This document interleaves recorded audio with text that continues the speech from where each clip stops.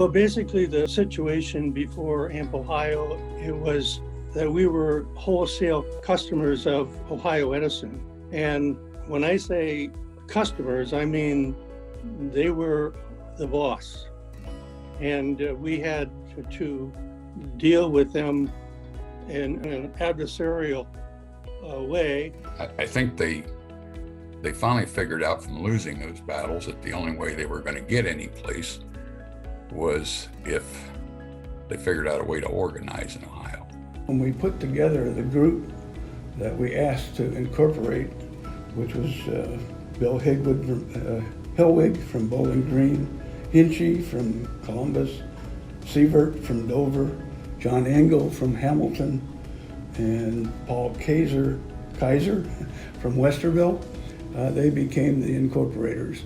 They were heavy hitters there. They were, much more in tune with the size-wise, with the politicians and with the investor-owned utilities.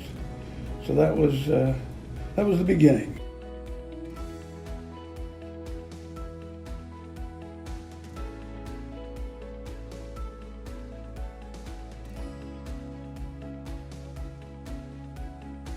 Before AMP Ohio, everybody was pretty much a standalone community. You might have relations with one or two within close proximity, but once AMP Ohio entered into the system, it kind of united these smaller communities, and with numbers you gain power and you gain strength. I believe public power is really important. You have like a hometown connection. You know your residents, you know your business owners. We're not an investor-owned utility that's looking to make dividends. We're trying to provide low-cost power and be reliable service, and that should be our main goal. It's a barometer to keep the private monopolies in check, and that's how Cleveland Public Power came to be. It was our mayor Johnson believed that if you let these monopolies, these private-owned monopolies go, they would eventually own everything, and you needed to keep some kind of check on them. I think one of the benefits when you look at Joint Action Agency is you look at the number of communities that are participating, you get more people to come in, and you get an economy of scale for a service that can benefit everybody.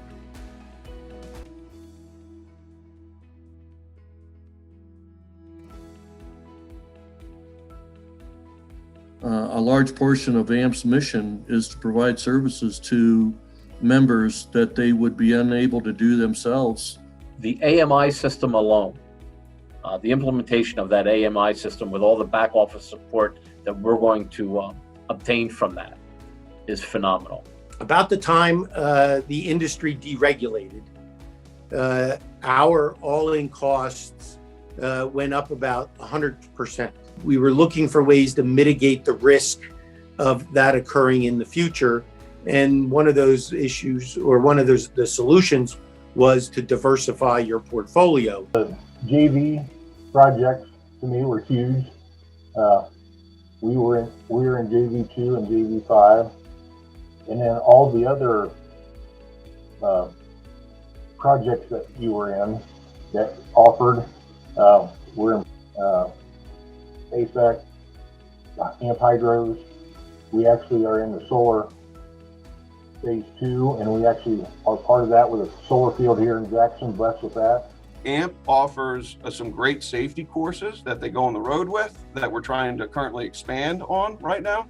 And then also AMP offers a great lineman training school. So to keep good people here that know how to do the work, AMP is a big help with that. One of the biggest things that we have in our toolbox is mutual aid. It does not matter what time of day it is. We make one phone call and AMP is gearing crews to come towards us to help restore power. Doesn't matter if it's a windstorm, a tornado, an ice storm. That is a big plus. I think it was 83 and 84 John Curtin came on, and he was the utilities director in Bryan, Ohio. John called me and wanted to know if I would assist him in getting a mutual aid program going like they had in Indiana.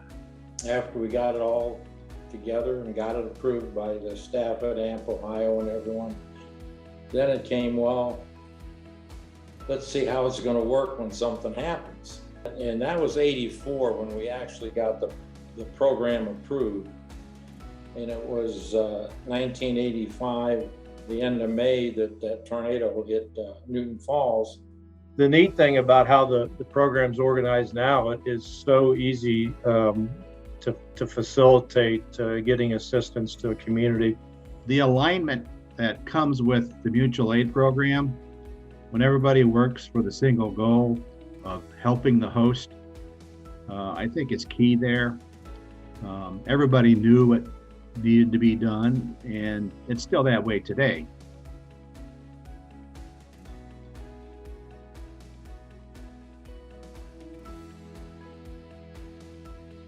Back in the early days, a very significant occurrence was the desire on the part of the investor-owned utilities in Ohio wanting to build a nuclear power plant. In the process of that, they had to get a license. For some unknown reason to me, they decided that I would be helpful in testifying before the licensing commission with regard to how we were being treated by the investor-owned utility. And so it was easy for me to explain to them the various anti-competitive activities that had been going on for years. And as a result of all this, the conditions that were placed on the license for them to build this plant were very favorable to us. And in other words, we were no longer had to be captive customers of theirs. We could go out and obtain other sources of power. AEP, I think in '69, filed at the Securities and Exchange Commission for authority to acquire the Columbus and Southern Ohio Electric Company, which was headquartered here. As that advanced, the city of Columbus and some other municipalities that were interconnected with Ohio Power got involved. AEP agreed that they would interconnect with municipal systems in the state of Ohio and provide transmission service to municipals in the state of Ohio. The big event was joint action financing. That wasn't a given. We had to go to court and get our bonds validated, basically saying that it was legal to do so. No one opposed it, no one showed up, and the judge said, you are validated to move forward with the financing. So with that legal opinion and that decision by the court, all of a sudden we had the ability to do joint action financing. And later, much later, AMP Ohio got the ability to do tax-exempt financing on behalf of municipalities. I believe our shift to get our members to diversify our energy portfolios to minimize costs due to the market risk was a top item. Certainly, the addition of our member-owned generation a decade or so ago was a huge step. And now with the acquisition of the transmission assets to help us better manage the cost, I'd put those in the top three.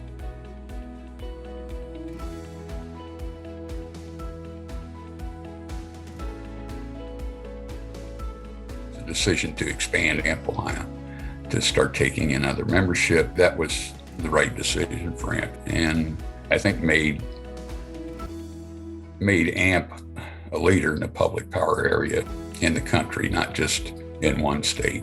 Philippe's the first non-Ohio member.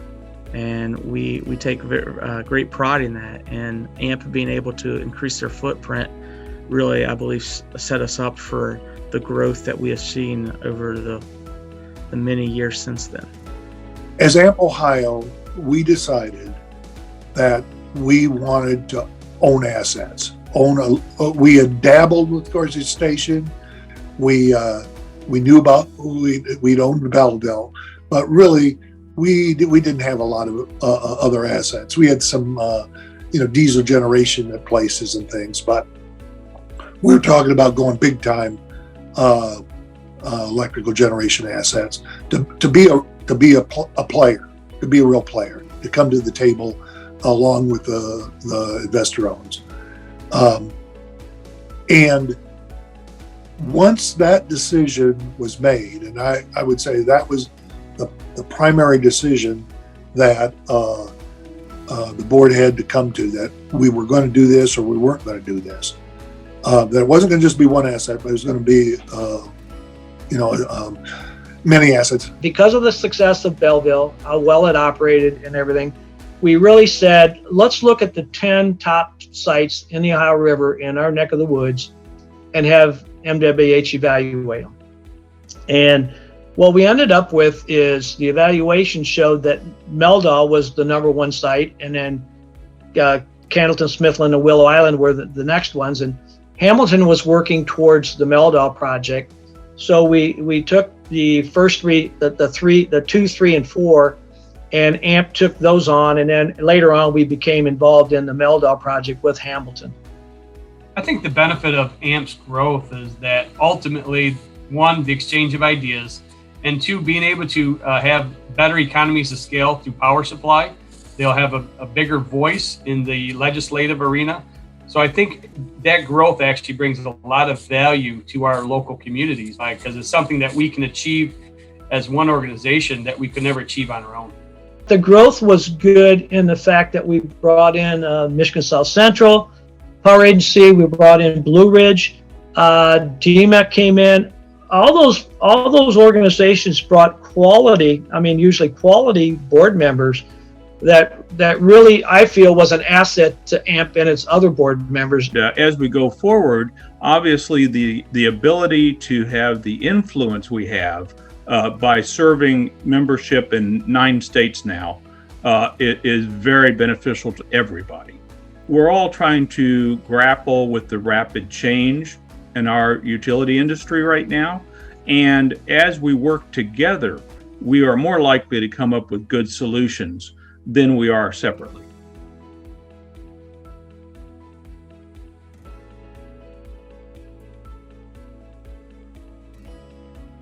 Looking to the future, I think it will be most important for AMP and its members to remain resolute and focused on communicating and educating customers on the central principles and goals and mission of public power, who we are, why we do it, why it's important. Customers need to understand the value of what public power offers to maintain its stability and maintain its strength. I think one of the biggest areas that will have a long-term impact that we're not even really understanding at this point is getting into the transmission world and AMP-T and the formation of that. And by us having a seat at the table, being in that world and being able to compete is going to position us and all of our communities for a lot greater success had we stayed on the sidelines and not entered that world. I think what's ahead for all of us is just dealing with the change of technology. It's increasingly difficult for us to keep up with the existing technology, let alone tomorrow's technologies. And our customers expect that from us, and they assume that just naturally happens. These strategies that we've developed will help the members sift down to the specifics they need to help them adapt to their individual needs and concerns back home. And I also believe that they'll strengthen our respect in the industry and in the political arenas that we operate in, as well as supporting what we need to accomplish back home. I'll paraphrase and borrow a quote from our CEO, Jolene Thompson. changes are coming to the industry are revolutionary, not evolutionary. So the pace of change will only continue to grow. And our challenge, and AMP's challenge, is to develop strategies that provide the most flexibility. We need to be able to shift and change direction quickly as our industry changes. We also need to lead the change effort instead of just reacting to it. And I think through our combined efforts and resources in AMP, we can be that leader.